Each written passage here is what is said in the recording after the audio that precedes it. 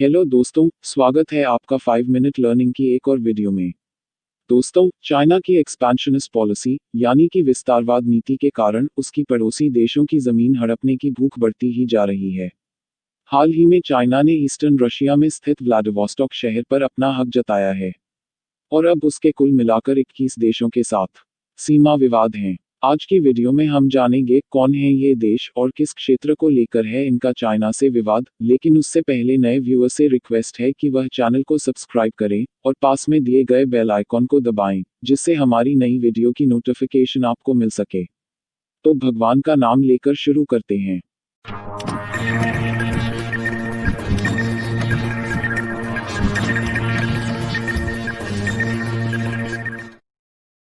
China ने लद्दाख में स्थित करीब 38,000 स्क्वायर किलोमीटर जमीन, जिसे अक्साई चिन के नाम से भी जाना जाता है, पर इलीगल कब्जा कर रखा है। इसके अलावा 1963 में चाइना और पाकिस्तान के बीच हुए एग्रीमेंट के मुताबिक पाकिस्तान ने पीओके में 5,180 स्क्वायर किलोमीटर में फैली शक्सकम वैली को चाइना के हवाले कर दिया, जिसका इंडिया ने कड़ा विरोध किया था। चाइना इसके अलावा हिस्टोरिकल फैक्ट्स का बहाना बनाते हुए इंडिया के अरुणाचल प्रदेश राज्य की करीब 90,000 स्क्वायर किलोमीटर जमीन को तिब्बत का हिस्सा बताकर अपना हक जताता रहता है। चाइनीज किंग डायनेस्टी और नेपाल के बीच 1788 से 1792 में हुए युद्ध में नेपाल ने तिब्बत के कुछ इलाकों पर कब्जा कर लिया था। अब उस युद्ध का हवाला देते हुए चाइना ने उन सभी इलाकों पर अपना हक जताया है। इसके अलावा दोनों देशों के बीच माउंट एवरेस्ट को लेकर भी विवाद है।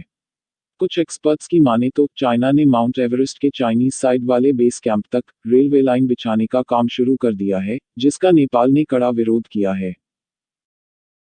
चाइना ने हाल ही में भूटान के साथ एक नया सीमा विवाद शुरू कर दिया, जब उसने ईस्टर्न भूटान में स्थित सैक्टेंग वाइल्डलाइफ सैंक्चुरी को अपना हिस्सा बता दिया। चाइना तिब्बत को 13वीं सदी से अपना अभिन्न हिस्सा मानता है। दरअसल तिब्बत की कहानी बेहद रोचक है। 1913 में चाइना की तत्कालीन किंग डायनेस्टी से विद्रोह कर तिब्बत ने खुद को आज़ाद देश घोषित कर दिया।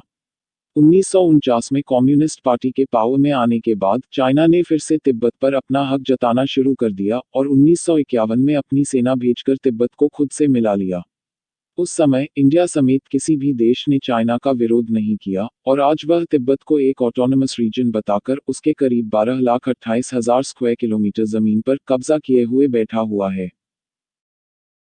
चाइना वियतनाम के बड़े हिस्सों पर अपना हक जताता रहता है और उसका आधार वह बताता है कि 1368 से 1644 तक वियतनाम के वे हिस्से मिंग डायनेस्टी के कंट्रोल में थे।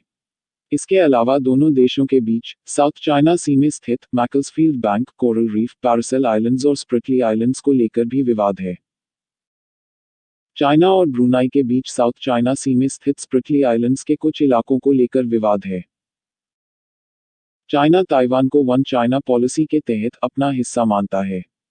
दरअसल 1949 में जब कम्युनिस्ट पार्टी ने तख्तापलट किया, तो चाइना की इलेक्टेड गवर्नमेंट ताइवान भाग गई और वहीं सिमट कर रह गई। इस कारण ताइवान भी पूरे चाइना पर अपना हक जताता है। इस सब के अलावा दोनों देशों के बीच साउथ चाइना सी में स्थित Macclesfield Bank, coral reef, Paracel Islands, Scarborough Shoal और स्प्रिटली आइलैंड्स के कुछ हिस्सों को लेकर भी विवाद है। चाइना और जापान के बीच ईस्ट चाइना सी में स्थित एक आइलैंड, जिसे जापानीज में सेंकाकू और मैंडरिन में डायोयू कहा जाता है, को लेकर विवाद है। 1895 में जापान ने इन आइलैंड्स की खोज की और तब से ही उसका इन पर ऑफिशियल कंट्रोल है, लेकिन 1970 के दशक में यहां पर ऑयल रिजर्व्स मिलने के बाद चाइना ने भी इन आइलैंड्स पर अपना हक जताना शुरू कर दिया। चाइना पूरे कोरियन पेनिनसुला पर, जिसमें नॉर्थ कोरिया और साउथ कोरिया शामिल हैं, अपना हक जताता रहा है। इस क्लेम के पीछे चाइना का आर्ग्यूमेंट है कि कोरियन पेनिनसुला 1271 से 1368 तक युआन डायनेस्टी के कंट्रोल में था, इसलिए इन दोनों देशों पर भी चाइना का ही अधिकार है। चाइना रशिया की करीब 1,60,000 स्क्वायर किलोमीटर टेरिटरी पर हक जताता रहता है। दोनों देशों के बीच सीमा विवाद को लेकर काफी एग्रीमेंट साइन हुए, पर फिर भी चाइना ने अपना क्लेम नहीं छोड़ा और अब तो वह व्लादिवोस्टोक शहर पर भी अपना हक जता रहा है।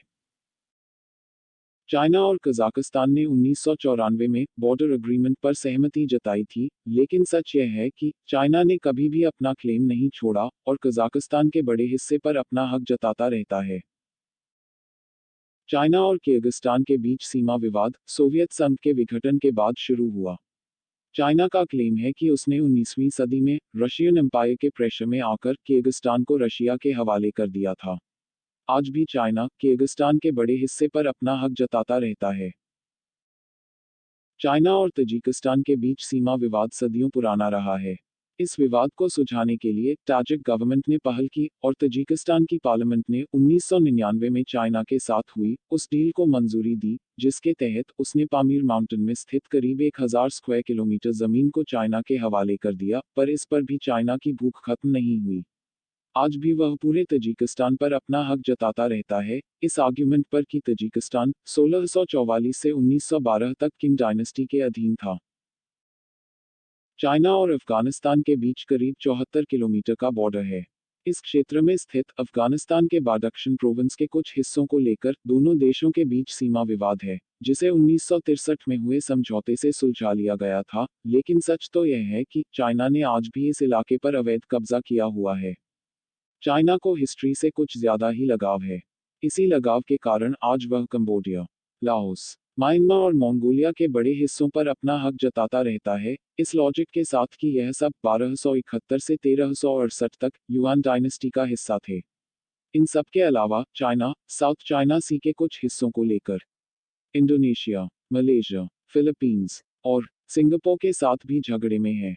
चाइना के प्रेसिडेंट शी जिनपिंग को हिस्ट्री से इतना प्यार है, तो उन्हें इस फैक्ट का भी पता होना चाहिए कि चंगेज खान के राज में तो मंगोल एम्पायर ने पूरे चाइना पर कब्जा कर लिया था, फिर इस लॉजिक से तो पूरा चाइना मंगोलिया के अंडर में होना चाहिए।